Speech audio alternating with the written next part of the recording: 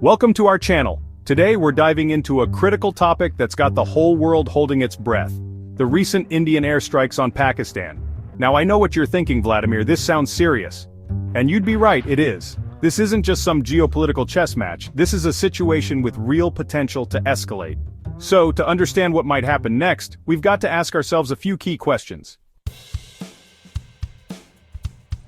So, before we get into the potential fallout, let's rewind a bit. What pushed India to launch these airstrikes in the first place?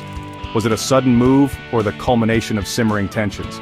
See, these two countries have a history, a long and complicated one, kind of like that couple everyone knows who've broken up and gotten back together more times than you can count.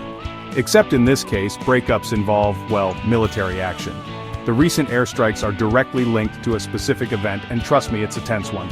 We're talking about a serious escalation, the kind that makes everyone nervous.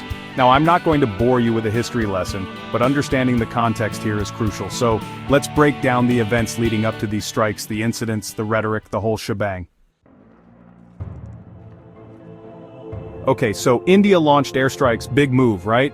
Now all eyes are on Pakistan. How did they react? Because in a situation this delicate, every action, every statement is a message. Did Pakistan come out swinging? Did they downplay the incident, or did they do that thing where you go silent on social media for a week and everyone knows you're fuming? We're talking official statements, military maneuvers, even public sentiment. It's all part of the game, my friends, and believe me, understanding these signals is vital to figuring out what their next move might be. So let's decode this thing, shall we? Chapter 3. The Arsenal Pakistan's Military Options. Now, we're not in the business of fear-mongering here, but we do have to address the elephant in the room. What are Pakistan's military options? And no, I'm not talking about a strongly worded letter to the UN. We're talking about their military capabilities, their strategies, and their history of responding to, well, situations like this. Because let's be real, this isn't their first rodeo.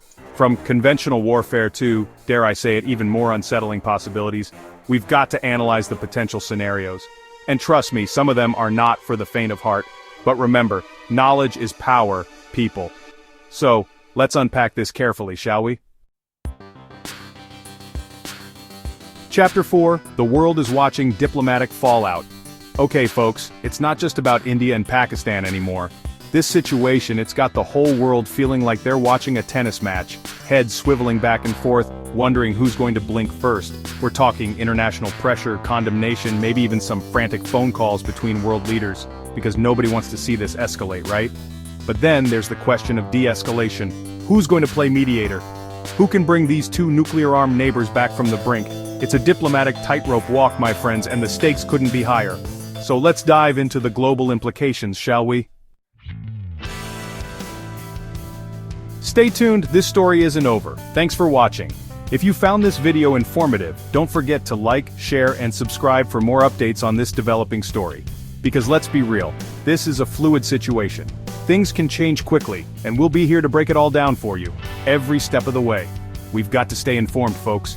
Understanding the complexities, the history, the potential consequences, that's how we make sense of a world that sometimes feels like it's teetering on the edge. So, until next time, stay curious, stay informed, and most importantly, stay safe.